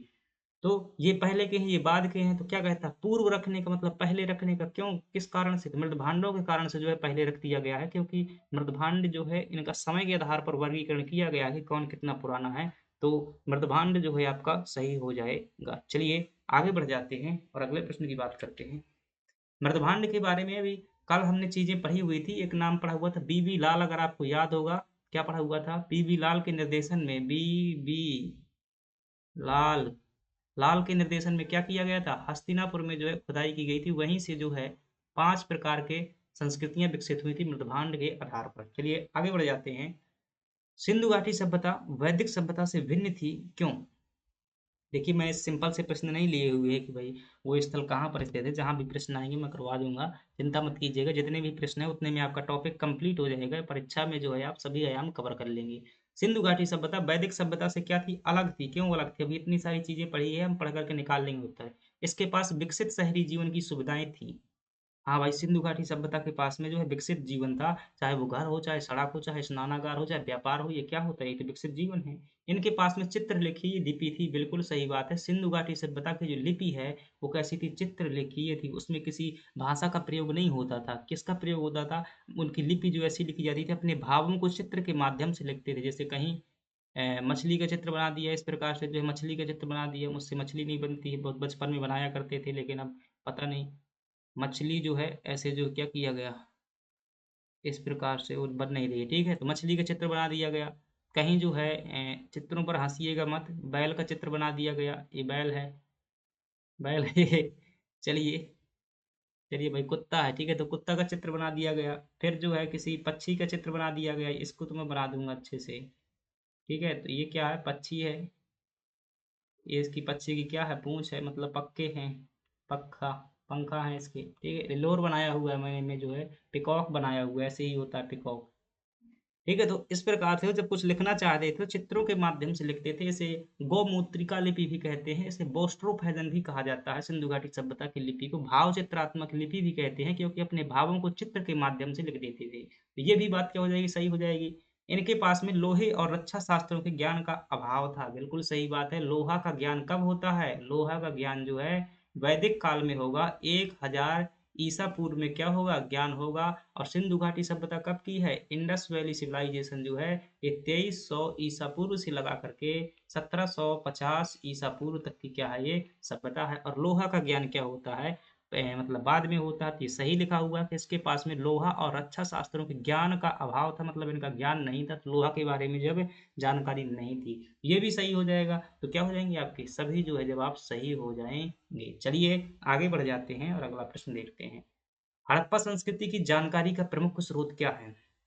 देखिएगा, आपसे प्रश्न पूछा है कि सिंधु घाटी जो सभ्यता है हमारी, उसकी जानकारी हमें कहाँ से प्राप्त होती है। क्या शिलालेख है, क्या भाई कोई भी शिलालेख है जो भारत में पाया गया है। आप कहेंगे सिंधु घाटी सभ्यता का जो कोई भी शिलालेख भारत में नहीं पाया गया है, वो सारगौन शिलालेख मिला हुआ है अभिलेख, लेकिन वो कहाँ पर का है, ईरान का है। ठीक है, तो ये तो गलत हो जाएगा। पकी मिट्टी की मोहरों पर अंकित लेख, यही बात जो पुरातात्विक खुदाई और जो है जानकारी का प्रमुख स्रोत है। तो सभी तो ऑप्शन नहीं होने वाला है, क्योंकि एक पहला गलत हो गया, तो ये भी गलत हो गया। पकी मिट्टी की मोहरों पर अंकित लेख, देखिए लेख लिखा हुआ है, क्या लिखा हुआ है? अंकित लेख। जो पकी मिट्टी की जो मोहरें होती थी, उनमें लेख नहीं मिले हैं फ्रेंड, ये बात गलत लिखी हुई है। क्यों? क्योंकि वहाँ पर जो है चित्र देखने को मिलते हैं, विभिन्न प्रकार के चित्र, कहीं शेर का चित्र, बाघ का चित्र, गाय का चित्र, ऐसे जो बहुत सारे चित्र देखने को मिलते हैं, हिरण का चित्र, पशुपति का चित्र, नर्तकी की मूर्ति, लेकिन लेख नहीं कोई लिखा हुआ है। ठीक है, अगर लिखा भी हुआ है तो हम पढ़ नहीं पाते हैं। तो ये भी गया है गलत। इनका क्या हो जाएगा? सही जवाब जो है ये हो जाएगा कि पुरातात्विक खुदाई से जो है क्या है, यहाँ की जो है प्रमुख जानकारी मिलती है। क्या मैं इसे सिद्ध कर दूं? क्या गणित के समान सिद्ध कर दूं? क्या चलिए देख लेते हैं कि कैसे मैं इसे सिद्ध करने का प्रयास करता हूँ। ये जानकारी का मुख्य स्रोत है। खुदाई, खुदाई मतलब जानते हैं ना, किसी गड्ढे के रूप में क्या करना, किसी जगह की खुदाई करना। खुदाई करेंगे तो क्या मिलेंगे? विभिन्न प्रकार की चीजें मिलेंगी। कभी कभी खुदाई करने में क्या मिल जाता है? गाँव में आपने देखा होगा, घरों में जो है पुराने जमाने के लोगों की संपत्ति गड़ी हुई मिल जाती है, इसे क्या कहते हैं? हाड़ा बोल देते हैं, हाड़ा मिल जाते हैं। तो ऐसे ही खुदाई जब की जाती है, जब इतिहासकार आप इतिहास विषय से किसी टॉपिक विशेष पर पीएचडी करेंगे और क्या करेंगे, रिसर्च के लिए जाएँगे, तो आपको भी ऐसे खुदाई करनी पड़ेगी। तो करिएगा, जब इसका अवसर मिले तब आप वहाँ चीज़ें समझेंगे। तो पुरातात्विक खुदाई से देखेंगे सिंधु घाटी सभ्यता में कैसे जानकारी मिलती है। जब सिंधु घाटी सभ्यता की खुदाई की गई तो हमें क्या मिला? नर्तकी की मूर्ति मिली। किसकी मूर्ति मिली? नर्तकी की मूर्ति मिली। जब हमने खुदाई की तो हमें विशेष प्रकार की क्या मिली? मोहरें मिली। जब हमने खुदाई की सिंधु घाटी क्या जब हमने सिंधु घाटी सभ्यता की खुदाई की तो हमें क्या मिली? वृषभ की मूर्ति मिली। क्या मिली? वृषभ यानी कि बैल की मूर्ति मिली। जब हमने खुदाई की तो हमें क्या मिला? वहाँ पर अन्नागार मिला। अन्नागार मिला। जब हमने वहाँ पर खुदाई की तो हमें क्या मिला? स्नानागार मिला। स्नानागार मिला। स्नान करने का स्थान, स्नानागार मिला। जब हमने खुदाई की वहाँ पर तो हमें क्या मिली? मातृ देवी की मूर्ति मिली। ठीक है? तो यही तो क्या है, जानकारी प्रदान करती है। नर्तकी से हमें क्या मिला जानने को? हमें ये जानने को मिला कि सिंधु घाटी सभ्यता के लोग जो है डांस के शौकीन थे। और जो शायद वहाँ के जो बड़े-बड़े लोग रहे होंगे, राजा-महाराजा, वो जो है समय-समय पर डांस प्रोग्राम का आयोजन करते रहे होंगे, जैसे वर्तमान में किया जाता है। ठीक है? फिर मोहरें मोहरें जब मिली तो मोहरें से हमें क्या-क्या पता चला कि मोहरों का प्रयोग जो है व्यापार में भी किया जाता था। व्यापार में करते थे, पहचान में भी करते थे। क्यों? क्योंकि एक व्यापारी अपनी मोहर जो है अपने व्यापार के जो भी उनका गाड़ी होती थी, थैला होती थी, बोरी होती थी, उसमें भर देते थे और उनका ये सिद्ध हो जाता था कि ये जो है उस देश का सामान है, तो पहचान के रूप में भी करते थे। कई प्रकार की मोहरें सजावटी के रूप में भी प्रयोग की जाती थी। वृषभ है, वृषभ जो है खुदाई से हमें मिला हुआ है और इससे हमने अनुमान लगाया कि यहाँ के लोग जो क्या करते थे, भगवान शिव यानी कि नंदी की पूजा करते थे, शंकर की पूजा करते थे। उसे जो है आद्य शिव कहा गया है। आद्य शिव जो वहाँ पर व्यक्ति की मूर्ति मिली हुई है, जो बैल की मूर्ति मिली है उसे शंकर का वाहन माना गया है। अन्नागार जो है यहाँ से मिला हुआ है। 12 जो है अन्नागार 6-6 की श्रेणी में प्राप्त हुए हैं और इससे हमने क्या कल्पना की कि यह लोग जो है भविष्य को लेकर के क्या करते थे, बहुत चिंता करते थे। इसलिए जो है इन अन्नागार में क्या है, भविष्य के लिए अनाज जो है भंडार करके रखा जाता था। इससे स्नानागार से जानकारी निकाली गई कि लोग जो है धार्मिक महोत्सव प्रकार के कार्यक्रम में क्या करते थे, यहाँ स्नान करते थे। तो यही तो जानकारी देती है पुरातत्व खुदाई। तो सही क्या हो जाएगा? ये हो जाएगा। तो समझाने के लिए, एक शब्द याद करवाने के लिए इतना डिटेल अगर कर देना, कोई ट्रिक की वही हो सकता ही नहीं, कॉन्सेप्ट आपके खुद बन जाएंगे। सिंधु घाटी के जो निवासियों की सभ्यता को जानने का मूल स्रोत क्या है? फिर से वही प्रश्न आया। अभी हमने क्या देखा था? पुरातात्विक खुदाई था। और जो पुरातात्विक, जब जो हमने इस इतनी जितनी जानकारी हमें प्राप्त हुई है, उसमें से जब हमने पुरातत्व की खुदाई की हुई है, तो उसमें हमें सबसे जो प्रमुख मिली हुई हैं मोहरें। क्या मिली हुई हैं? मोहरें। और मोहरों पर जो है विभिन्न प्रकार के क्या अंकित हैं? चित्र अंकित हैं। उन चित्रों से जो हमें जानकारी मिली हुई है। तो यहाँ पर क्या सही जवाब हो जाएगा? जो है जानने का मूल स्रोत वहाँ पर पाई गई क्या है? मोहरें हैं, ध्यान रखिएगा। बर्तन भी पाए गए हैं, लेकिन बर्तन इतने ज़्यादा साक्ष्य नहीं देते हैं। मंदिर, वहाँ पर कोई मंदिर नहीं मिला हुआ है। लिपि जो है वहाँ की पढ़ी ही नहीं गई है, तो ये भी नहीं होगा। तो आपका सही जवाब क्या हो जाएगा? मोहरे जो है सही जवाब हो जाएगा। अब सिंधु घाटी सभ्यता की मोहरों को ध्यानपूर्वक पढ़ लीजिएगा। भाई इतनी जानकारी ना आपको कभी जो है कोई किसी ने भी टॉपिक पढ़ाया हो तो नहीं मिली होगी, ना ही वो पढ़ाएगा कभी। ठीक है? मोहरे, मोहरें आप जानते हैं, हम शुरुआत में जब टॉपिक देखा हुआ था तो वहाँ पर मोहरें देखी हुई थी, बहुत सारी मोहरें थी। मोहर कह देते, मोहरे कहेगी भाई, मोहर कह देता, मोहर। मोहर, जी हाँ, जैसे आप सोने चांदी की मोहर का नाम सुना होगा, वैसे ही मान लीजिएगा। तो देखिएगा जानकारी को जो है बहुत अच्छे से बताऊंगा। मोहर के बारे में आपको इतनी बातें कर लीजिएगा, जो है किसी को भी जो है आप क्या समझा देना कि मोहरें क्या थी। सिंधु घाटी सभ्यता के संदर्भ में बात करते हैं। अगर पूछे आपसे कि ये क्या है? जानकारी का जो है सिंधु घाटी सभ्यता की जानकारी का क्या है ये? जानकारी का जो है क्या है? प्रमुख साधन है। जानकारी का क्या थी? ये प्रमुख साधन थी। आपके दिमाग में तुरंत प्रश्न आएगा क्यों? क्योंकि इसमें जो है विभिन्न प्रकार के चित्रों का अंकन किया गया था, इससे जो है जानकारी मिलती है। फिर दूसरा प्रश्न आएगा कि सर बताइएगा इनका निर्माण जो है किससे हुआ था? मोहरों का निर्माण जो है किससे किया जाता था? यानी कि जो है निर्माण किए जाने वाला मटेरियल जो था वो कौन-सा था? फिर आप बताइएगा कि सर सिंधु घाटी सभ्यता में जो है मोहरों का अ, प्रयोग क्या होता था? प्रयोग कहिएगा या यूँ कहिएगा भई कि सिंधु घाटी सभ्यता का निर्माण हो जाएगा, हाँ, क्या इनका उपयोग होता था?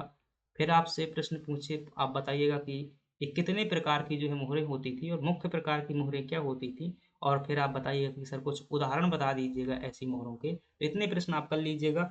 चलिए हम देख लेते हैं कि चीज़ को समझ लेते हैं। आपसे पूछे इनका निर्माण में जो है ना फ्रेंड्स अगर कोई सबसे प्रमुख जो चीज़ होती थी जिससे निर्माण किया था, इसका निर्माण जो है स्टेटाइट से किया जाता था। किससे करते थे? स्टेटाइट से। अगर आपसे प्रश्न पूछे कि सिंधु घाटी सभ्यता की मोहरों का निर्माण मुख्य रूप से किससे किया जाता था? स्टेटाइट से किया जाता था। ये क्या होता था? ये एक प्रकार का मोती जैसा पत्थर होता था, जो मुलायम पत्थर होता था और ये समुद्र से प्राप्त किया जाता था। फिर इसके बाद सेल खड़ी से भी जो क्या है मोहरों का निर्माण किया जाता था, सेल खड़ी से। इसके बाद जो है फायंस होता था, टेराकोटा से बनते थे। तो हर प्रकार की मोहरें होती थी, जिस प्रकार से सोने की मोहर होती है, चांदी की होती है।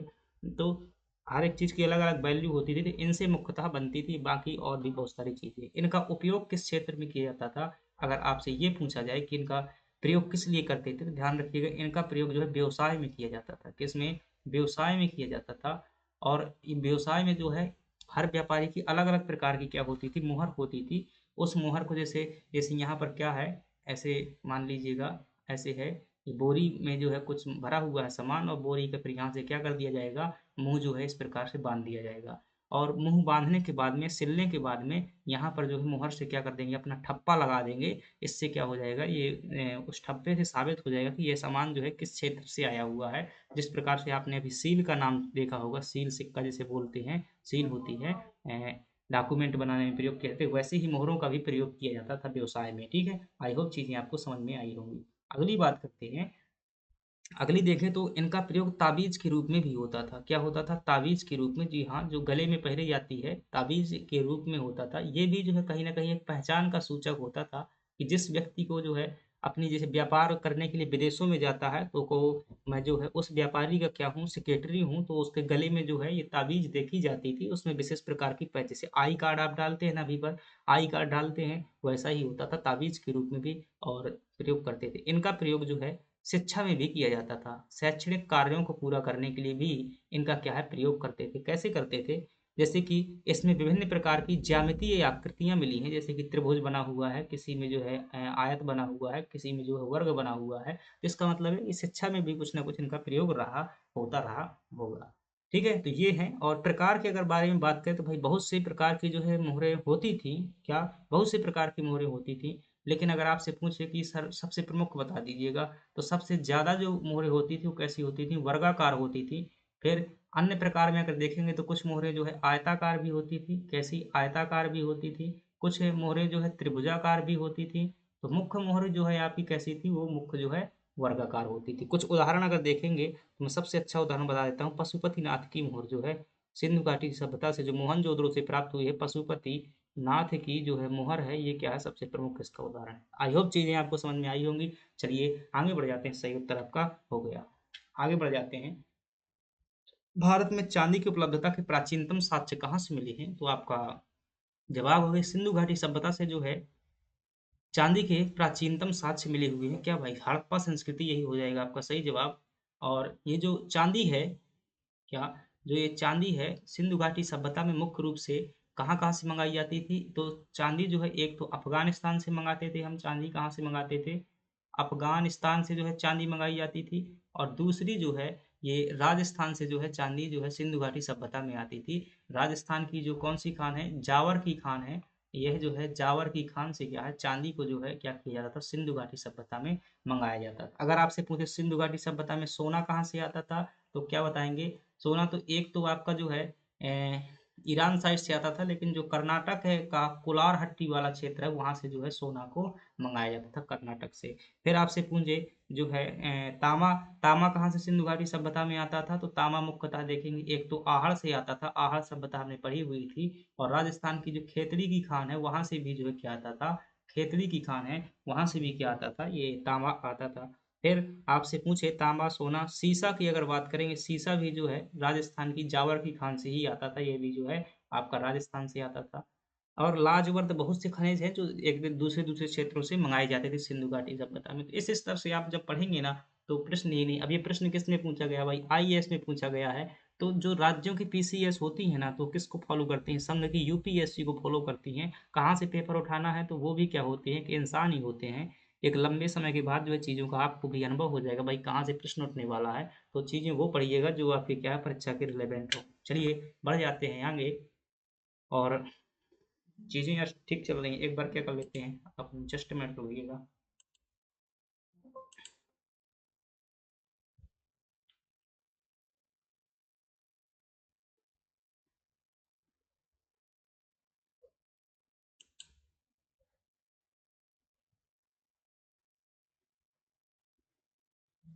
Hello, hello.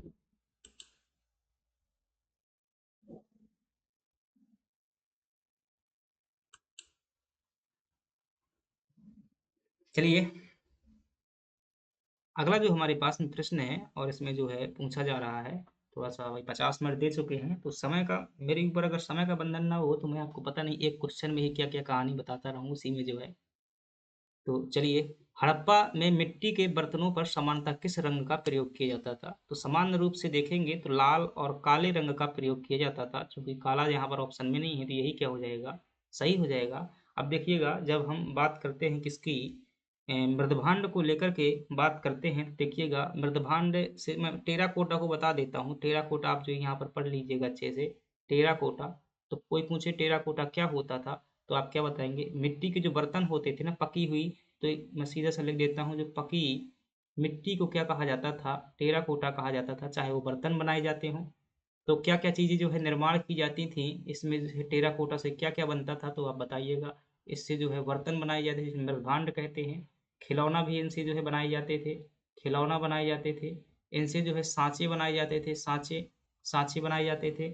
और भी बहुत सारी चीज़ें जो है ब मोहरें भी इनसे जो है क्या है बनाई जाती थी, मोहरें बनाई जाती थी। तो और मूर्तियाँ भी बनाई जाती थी। जो धातु की मूर्तियाँ बनती थी ना, तो पहले ऐसे साँचे के रूप में बनती थी। फिर आपसे पूछे कि जो टेराकोटा है और क्या कहेंगे, इसका मोस्ट इम्पोर्टेंट प्रश्न लगा रहा हूँ, ध्यान रखिए, स्टार लगाइएगा। इसकी विधि क्या कहलाती है? टेराकोटा निर्माण की जो विधि क्या कहलाती है? ये जो है अच्छा प्रश्न है।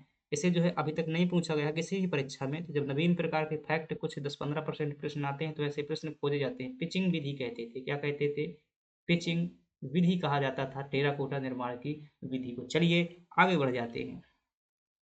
मूर्ति पूजा का आरंभ कब से माना जाता है? देखिए, जब अगर मंदिर की बात की जाए, देखिए थोड़ा-सा चीज़ों को समझेंगे तो आपको जो है क्या है, बहुत अच्छे तरीके से चीज़ें समझ में आएँगी। मूर्ति जो प्रारंभ है, यह जो है आपका पूर्व आर्य काल से, यानी कि सिंधु घाटी सभ्यता से जो है संबंध है, माना जाता है। 3 चीज़ें बता रहा हूँ। जब आपसे पूछे, पहली बात पूछे कि मूर्ति पूजा कहाँ से प्रारंभ हुई? तो जो मूर्ति पूजा की बात की जाए तो आप क्या बताएँगे? यहाँ से प्रारंभ हुई। दूसरी बात, आपसे जो बलि प्रथा के बारे में पूछा जाए, बलि प्रथा के बारे में पूछा जाए।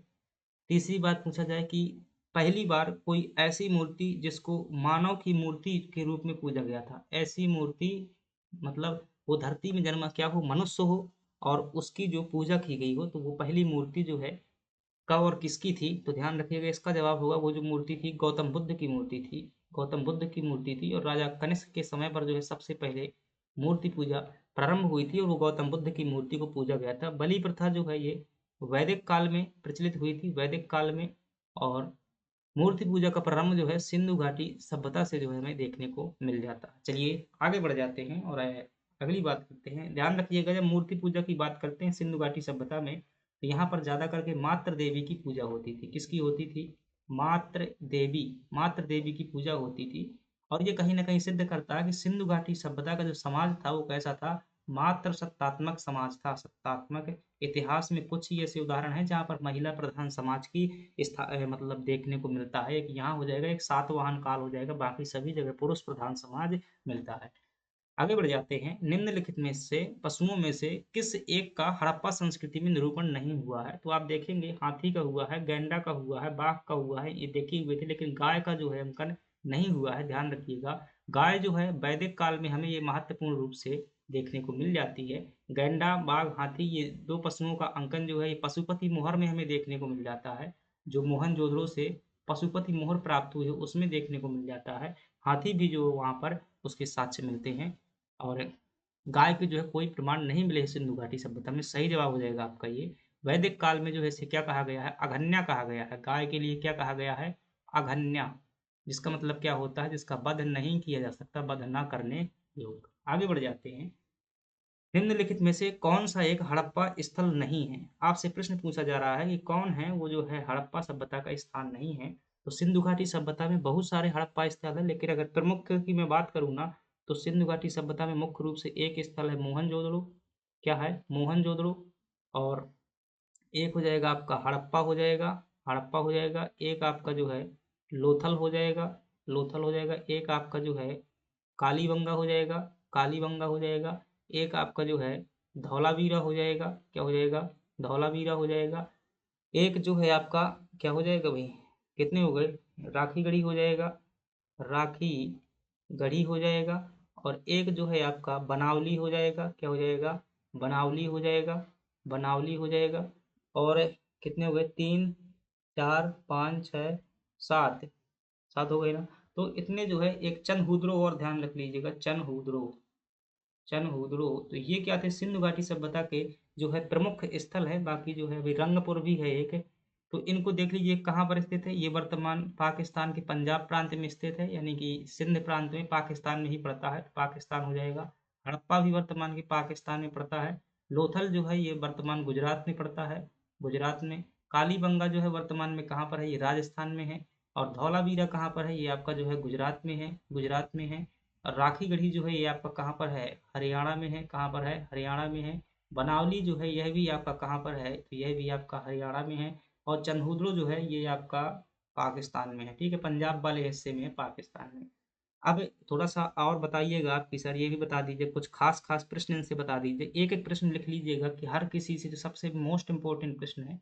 मोहनजोदड़ो से अगर आपसे पूछा जाए कि विशाल स्नानागार कहाँ से प्राप्त हुआ है, आपसे क्या प्रश्न पूछे? विशाल स्नानागार ये कहाँ से प्राप्त हुआ है, तो आप बताएंगे मोहनजोदड़ो से। फिर आपसे पूछे हड़प्पा से क्या प्राप्त हुआ है, तो आप क्या बताएंगे? अन्नागार की प्राप्ति कहाँ से हुई? हड़प्पा से। और कब्र R37 यहाँ से पाई गई है। लोथल से जो है आपसे पूछा जाए तो आप ध्यान रखेंगे बंदरगाह के प्रमाण। अभी ये सामान्य जानकारी डिटेल में जो जो भी स्थल आएगा उसको देखेंगे। कालीबंगा से क्या प्राप्त हुआ है? जुता हुआ खेत का साक्ष्य, जुता हुआ खेत का साक्ष्य कालीबंगा से। धौलावीरा से जो है यहाँ से जल प्रबंधन के साक्ष्य प्राप्त हुए हैं, कहे कि जल प्रबंधन के। और राखी गढ़ी से जो है आपका क्या प्राप्त हुआ है? राखी गढ़ी जो है भारत में सबसे बड़ा स्थल है, आपको ये ध्यान रख लेना है। बनावली से जो है मिट्टी का हल प्राप्त हुआ है, हल प्राप्त हुआ है। और चंदहुदरो से जो है यहाँ से मन का उद्योग मिला हुआ है, मन का उद्योग। और श्रृंगार दान मिला हुआ है, श्रृंगार दान। तो श्रृंगार सामग्री कोई भी पूछे चंदहुदरो लगाइएगा। अब और क्या, इतनी चीजें आपको क्या कर लेना है, ध्यान रख लेना। अगर आपसे नदी पूछे ना, तो यहाँ पर नदी बता देता हूँ भाई। जो मोहनजोदड़ो है वो सिंध नदी के किनारे स्थित है। हड़प्पा जो है आपका रावी नदी के किनारे है। लोथल जो है आपका भोगवा नदी के किनारे है। कालीबंगा जो है आपका घग्घर नदी के किनारे है, घग्घर, घग्घर नदी के किनारे है। धौलावीरा जो है भोगवा ही होगा, गुजरात में पड़ता है। राखी गढ़ी मुझे नहीं पता। बनावली ठीक है, रहने चंदुद्रो, सिंध नदी के किनारे है चंदुद्रो। ठीक है, इस प्रकार से जो आप क्या करेंगे इनको ध्यान, भाई ऐसे ही रिवीजन करना है। तो जिस दिन परीक्षा मतलब जिनके दिन 10 दिन बचेंगे परीक्षा के, देखना धूम मचा देंगे और एक क्लास में ही पता नहीं चलेगा, आपको लगेगा कि सभी सब्जेक्ट एक ही दिन में रिवीजन हो गए। ऐसे ही करते हैं।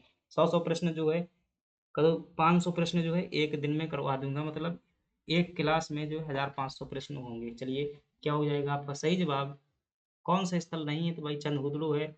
सागौरा जो है ये मौर्य काल का स्थल है, ध्यान रखिएगा, सागौरा। अगली बात करते हैं।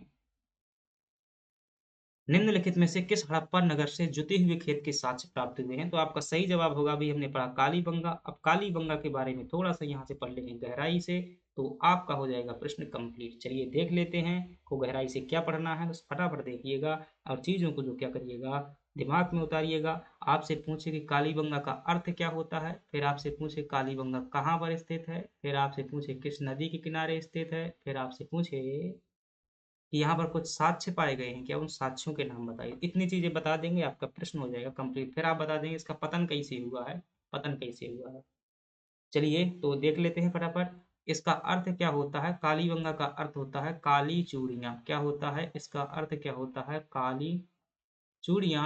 ये स्थित कहाँ पर है? राजस्थान में स्थित है और यह है आपका घग्गर नदी के किनारे स्थित है। साक्ष्य जो है यहाँ से आपको ध्यान रखना 5 6 साक्ष्य। आपसे पूछे जुता हुआ खेत कैसा? जुता हुआ खेत जो है कहाँ से साक्ष्य प्राप्त हुए हैं? फिर आपसे पूछे भूकंप के साक्ष्य कहाँ से प्राप्त हुए हैं? फिर आपसे पूछे क्या? फिर आपसे पूछे अलंकृत ईंट, अलंकृत ईंट के साक्ष्य जो है कहाँ से प्राप्त हुए? अलंकृत ईंटों के साक्ष्य। फिर आपसे पूछे क्या अ, और साक्ष्य की अगर यहाँ पर बात करेंगे, अलंकृत ईंटें हो जाएंगे, भूकंप हो जाएगा, अग्निकुंड। अग्निकुंड 2 जगह से प्राप्त हुए हैं, एक लोथल से और एक कालीबंगा से। और एक चीज़ और ध्यान रखिएगा, अग्निकुंड हो जाएगी, यहाँ पर ध्यान रखिएगा लकड़ी की नाली बनी हुई थी। नाली जो है सिंधु घाटी सभ्यता की मुख्य विशेषता थी जल निकासी प्रणाली के लिए, तो यहाँ की नालियाँ जो है किससे बनी हुई थी? लकड़ी से बनी हुई थी, यानी कि यहाँ की व्यवस्था जो है कमजोर थी। इतनी चीजें साक्ष्य में ध्यान रख लेंगे। पतन कैसे हुआ भाई? भूकंप के कारण जो है पतन हुआ। चलिए जो भी पूछता है आपको पूछ लेना, किससे? कालीबंगा से हम बता देंगे। धौलावीरा कहाँ पर स्थित है? गुजरात में स्थित है। मोहनजोदड़ो कहाँ पर है? पाकिस्तान में। लोथल कहाँ पर है? गुजरात में है। आगे बढ़ जाते हैं। सैंडो सभ्यता का महान स्नानागार कहाँ से प्राप्त हुआ है? आपसे प्रश्न पूछा गया है। किससे? मोहनजोदड़ो को लेकर के प्रश्न पूछा गया है, तो ये मोहनजोदड़ो से क्या हुआ है? विशाल स्नानागार प्राप्त हुआ। ठीक है, विशाल स्नानागार के बारे में या मोहनजोदड़ो के बारे में किसके बारे में पढ़ें? तो पहली बात यहाँ पर देखिएगा, मोहनजोदड़ो के बारे में पढ़ लेते हैं। ठीक है, तो मोहनजोदड़ो के बारे में पूछे आपसे खोज किसने की हुई थी, फिर आपसे पूछे सर ये कहाँ पर स्थित है, फिर आपसे पूछे किस नदी के किनारे स्थित है, फिर आपसे पूछे इसके साक्ष्य यहाँ से क्या प्राप्त हुए हैं, और फिर आपसे पूछे इसका पतन कैसे हुआ है। इतनी बातें बता रहे, तो इसी प्रकार से करना है भाई। मेंस भी निकलेगा, प्री भी निकलेगा, सब निकलेगा, क्योंकि चीज़ें जब ऐसे करोगे ना तो क्या होगा, निकलेगा ही। खोज जो है कब की गई थी? 1922 में की गई थी। किसने की थी? आप क्या बताएंगे? राखाल दास बनर्जी द्वारा की गई थी। राखाल दास बनर्जी द्वारा की गई थी। कहाँ पर स्थित है? तो पाकिस्तान में स्थित है, ये सिंध प्रांत में, पाकिस्तान के जो है सिंध प्रांत में स्थित है। कहाँ पर? पाकिस्तान में। नदी कौन सी है? तो सिंध नदी के किनारे जो है यह स्थित है।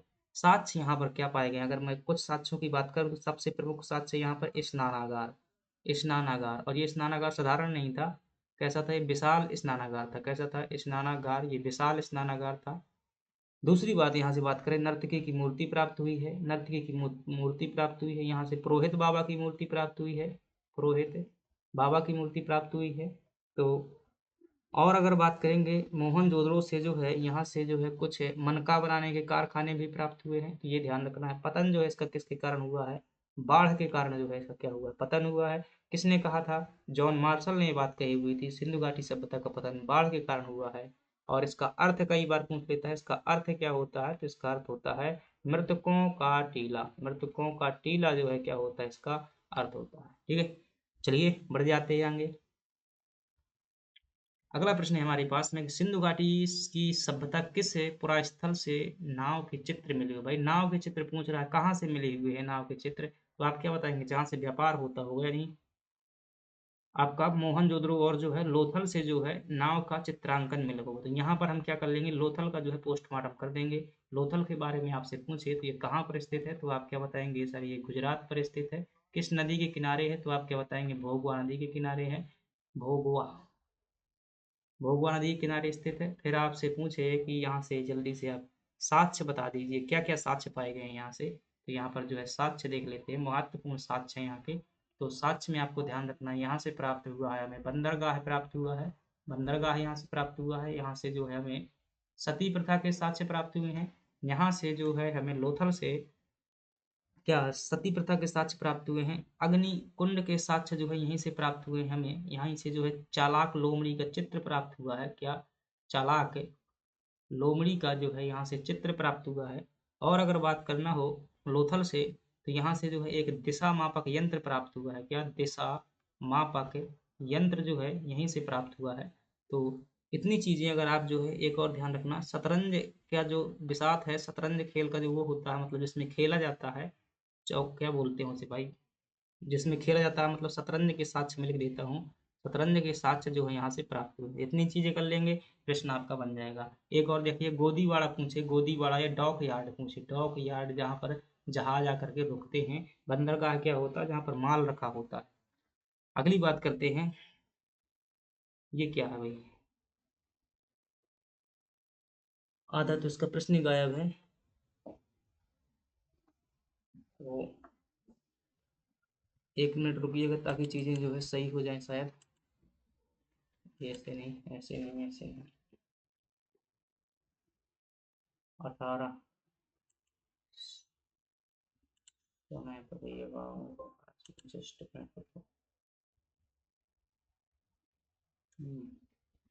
चाहिए प्रश्न है।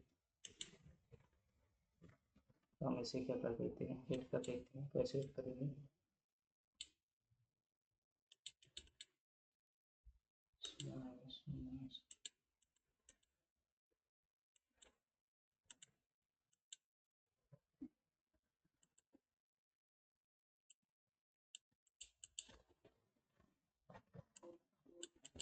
चीजें यार वही।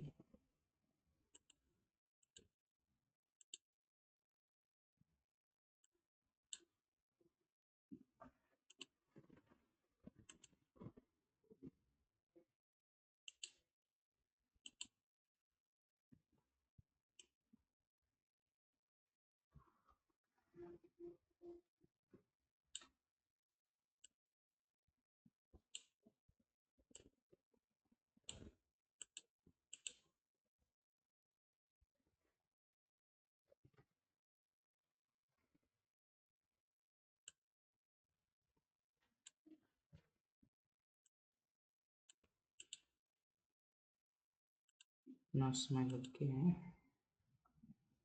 चलिए, 17 नंबर का प्रश्न है। दरअसल क्या था वो कि पहले से उसमें वो मोड लगा हुआ था भाई, मास्टर स्लाइड से मैंने किया था, तो उसे चेंज करना बाद में दिक्कत होती है, फिक्स हो जाता है पहले से। तो वो ये प्रश्न बड़ा था तो क्या हो गया, ये ऊपर हो गया, उतने से ज़्यादा साइज नहीं हो सकता था। चलिए कोई ना, 1 मिनट का समय आपका मैंने खर्च करवाया। सिंधु घाटी सभ्यता जानी जाती है, तो ये चीज़ हम डिटेल से नहीं करेंगे क्योंकि पढ़ चुके हैं सब अपने नगर नियोजन के लिए। जी हाँ, यह जो सभ्यता मोहनजोदड़ो और हड़प्पा जो यहाँ के सबसे विकसित नगर थे उनके लिए, अपने कृषि संबंधी कार्यों के लिए, जी हाँ, अपने उद्योगों के लिए, सभी जो है इसमें क्या हो जाएगा, ऑप्शन डी जो है सही हो जाएगा। इन सभी कार्यों के लिए सिंधु घाटी सभ्यता जानी जाती है। आगे बढ़ जाते हैं। निम्नलिखित में से किसका उल्लेख है नहीं है? क्या भाई, मतलब सिंपल सा है, उल्लेख सही नहीं है, यूं मिलाइएगा। किसका उल्लेख जो है सही नहीं है, ऐसा कर लीजिएगा प्रश्न। किसका उल्लेख है सही नहीं है, यानी कि गलत है। देखिएगा, सिंधु घाटी सभ्यता के जब हम विस्तार की बात करते हैं ना, तो आपसे पूछा जाए सिंधु घाटी सभ्यता का सबसे उत्तरी स्थल क्या था, तो इस प्रकार से विस्तार याद कर लीजिएगा। सिंधु घाटी सभ्यता का सबसे उत्तरी स्थल क्या था, उसका नाम था मंडा। सबसे दक्षिणी स्थल क्या था, तो ध्यान रखिएगा दायमाबाद जो है सिंधु घाटी सभ्यता का सबसे दक्षिणी स्थल था। सबसे पूर्वी स्थल कौन सा था, तो आप क्या बताएंगे कि सर जो है आलमगीरपुर। ये क्या है? आलमगीरपुर ये सिंधु घाटी सभ्यता का सबसे पूर्वी स्थल था। और पश्चिमी स्थल जो था वो था कौन? सुतका गैंडोर जो है ये सिंधु घाटी, सुतका सुतका गैंडोर जो है, सुतका गैंडोर यह है क्या था, पश्चिमी स्थल था। अब इसमें थोड़ा सा और ध्यान रखिएगा, अगर आपसे पूछे चेना ये मांडा, मांडा मांडा कहाँ पर स्थित है, तो आप क्या बताएंगे? जम्मू कश्मीर में स्थित है। आलमगीरपुर कहाँ पर था? उत्तर प्रदेश में था। दैमाबाद जो कहाँ पर था, ये आपका महाराष्ट्र में है, महाराष्ट्र में है। और सुतका गैंडोर कहाँ पर है? ये आपका बलूचिस्तान में है। कहाँ पर है? बलूचिस्तान में है, पाकिस्तान में पड़ता है। ये सिंधु घाटी सभ्यता का विस्तार था। ये हो जाएगा आपका पश्चिमी, ये हो जाएगा उत्तर हिस्सा, ये हो जाएगा पूर्व हिस्सा, ये हो जाएगा दक्षिणी हिस्सा। ऐसे बताइएगा। फिर आपसे पूछे थोड़ा सा और बताइएगा, कई प्रश्न जो है बताना है। मांडा किस नदी के किनारे स्थित था? ये चेनाब नदी के किनारे स्थित था। और जो आलमगीरपुर है ये आपका हिंडन नदी के किनारे स्थित था, हिंडन। दैमाबाद जो है आपका प्रवरा नदी के किनारे स्थित था। और बलूचिस्तान जो है आपका सुतका गैंडोर ये है दमिश्क नदी के किनारे स्थित था, दमिश्क, दमिश्क नदी के किनारे स्थित था। ठीक है। अगर आपसे पूछे सिंधु घाटी सभ्यता की उत्तर से दक्षिण में लंबाई कितनी थी, उत्तर से दक्षिण में लंबाई कितनी थी, तो आप क्या बताएंगे 1400 किलोमीटर जो है उत्तर से दक्षिण में लंबाई थी। और फिर आपसे पूछे पूरब से पश्चिम में कितनी लंबाई थी, तो आप क्या बताएंगे 1600 किलोमीटर जो है पूरब से पश्चिम में लंबाई थी। ठीक है, तो विस्तार को लेकर कोई कितना क्षेत्रफल था, तो 12,99,000 वर्ग किलोमीटर जो इसका क्या है क्षेत्रफल देखने को मिलता है। कितने देशों में थी, तो आप क्या बताएंगे पाकिस्तान में थी, अफगानिस्तान में थी, और साथ ही साथ कहाँ पर थी, भारत में थी। 3 देशों में थी। तो ऐसे चीज़ों को क्या करना है, आपको याद करना है। उल्लेख सही नहीं है। आलमगीरपुर उत्तर प्रदेश सही है। लोथल गुजरात सही है आपका। लोथल जो है गुजरात सही है। कालीबंगा हरियाणा में नहीं है। ये कहाँ पर पड़ता है, राजस्थान में पड़ता है कालीबंगा। रोपड़ पंजाब में है। तो यही वाला आपका सही ऑप्शन हो जाएगा। ये भी आपका प्रश्न पूछे उत्तर दक्षिण भारत, यही बता दीजिएगा। मैंने ऐसा जो बनाया हुआ था कि भाई एक क्वेश्चन से बहुत सारी जानकारी करेंगे, तो इसी हिसाब से जो किया हुआ है। आगे बढ़ जाते हैं। निम्नलिखित में से कौन सा हड़प्पा कालीन स्थल गुजरात में है। आपसे क्या पूछ रहा है, कौन सा स्थल जो है गुजरात में, बताइएगा। लोथल जो है आपका क्या है गुजरात में है। ये कालीबंगा कहाँ पर है आपका, ये राजस्थान में हो जाएगा। राखी गढ़ी कहाँ पर हो जाएगी, हरियाणा में हो जाएगी। आगे बढ़ जाते हैं। निम्नलिखित में से कौन सा हड़प्पा संस्कृति के पूर्वी सीमा का निर्धारण करता है, तो अभी हमने इसका डिटेल डिस्क्रिप्शन पिछली वाले में पढ़ा हुआ है। मांडा जो है ये उत्तरी सीमा का निर्धारण करता है, और जो है आलमगीरपुर ये पूर्वी सीमा का, और चलिए उत्तर दक्षिण की सीमा पूछे आपसे तो दैमावाद निर्धारित करता है, दैमावाद। और पश्चिमी सीमा का निर्धारण कौन करता है, तो आप क्या बताएंगे सुतका गैंडोर जो है, सुतका गैंडोर जो है, इनकी सभी डिटेल में जानकारी पिछली कर ली हुई है। पूर्वी सीमा पूछ रहा है, आलमगीरपुर आप सही कर देंगे। आगे बढ़ जाएंगे। मोहनजोदड़ो के निम्नलिखित में से कहाँ पर स्थित है, क्या मोहनजोदड़ो कहाँ पर स्थित है, इसको भी डिटेल में किया हुआ है। तो पाकिस्तान के सिंध प्रांत में स्थित है, याद रखिएगा। अफगानिस्तान में सिंधु घाटी सभ्यता के 2 स्थल हैं, कौन कौन से भाई, एक तो मुंडी गाक है, मुंडी गोई या मुंडी गाक, और एक है सुरतगोई, सुरतगोई। तो अफगानिस्तान में 2 स्थल है सुरतगोई। भारत के गुजरात राज्य में कौन से हैं, तो एक यहाँ पर गुजरात में जो है लोथल है, साथ ही साथ गुजरात में कौन सा है, धौलावीरा भी गुजरात में ही पड़ता है। पंजाब राज्य में क्या है, मुख्यतः रोपड़ पड़ता है, रोपड़। आगे बढ़ जाते हैं। चंद हुदरों के उत्थान का निर्देशन किसने किया था, तो चंद हुदरों का जो है J.H. मैके द्वारा किया गया था, और यह जो है सिंध प्रांत में स्थित है। कहाँ पर, पाकिस्तान में। मुख्यतः किसके लिए जाना जाता है, यह जो है मनका उद्योगों के लिए जाना जाता है, और साथ ही साथ जो है यह जो श्रृंगार दान होता है उसके लिए जाना जाता है। चलिए आगे बढ़ जाते हैं। रंगपुर जहाँ हड़प्पा की समकालीन सभ्यता थी, तो ये रंगपुर कहाँ पर है, पंजाब में है। और ध्यान रखिएगा पंजाब में है, खास बात क्या है, रंगपुर पंजाब की जो है यहाँ पर एक तो युगल समाधान है। यहाँ पर क्या है, युगल समाधान, मतलब 2 लोगों को एक साथ दफनाया जाना, 2 लोगों को, युगल समाधान जो है रोपड़ में है। चलिए पूर्वी उत्तर प्रदेश। अगली बात करते हैं, भारत में हड़प्पा का बृहद स्थल कौन सा है, तो देखिएगा राखी गढ़ी जो है भारत में सबसे बड़ा स्थल है। और ये कहाँ पर स्थित है, तो आप क्या बताएंगे हरियाणा में स्थित है। और धौलावीरा गुजरात में, कालीबंगा राजस्थान में, लोथल गुजरात में। अगर पूछे सिंधु घाटी सभ्यता का मैनचेस्टर किसे कहा जाता था, क्या कहेंगे मैनचेस्टर किसे कहा जाता था, तब आप क्या बताएंगे लोथल को। सिंधु घाटी सभ्यता की अगर आपसे पूछे प्रांतीय राजधानी किसे कहा जाता था, प्रांतीय राजधानी, तो यह भी राखी गढ़ी को कहा जाता था। अगली बात करें, हाथी दांत का पैमाना कहाँ से प्राप्त हुआ है, तो ये बनावली से जो है हाथी दांत का पैमाना प्राप्त हुआ है। बनावली कहाँ पर स्थित है, ये आपकी जो है हरियाणा में स्थित है। पैमाना का मतलब क्या होता है, मापने का, जो है हाथी दांत से बना हुआ मापने का यंत्र को, सामान मापने का। तो हरियाणा से प्राप्त हुआ है बनावली। और यहाँ पर जो है मुख्य रूप से मिट्टी का हल पाया गया है, क्या पाया गया है, मिट्टी का हल पाया गया है। चलिए आगे बढ़ जाते हैं। हड़प्पा संस्कृति के संदर्भ में शैलकृत स्थापत्य के प्रमाण कहाँ से मिले हुए हैं, तो ये धौलावीरा से जो है शैलकृत स्थापत्य के प्रमाण मिले हुए हैं। और जैसे जल प्रबंधन की संरचना है, जल प्रबंधन, उसके लिए जो है ये चीजें बनाई गई थी। धौलावीरा की अगर खोज पूछे तो किसने की थी, RS बिष्ट द्वारा जो है इसकी खोज की गई थी।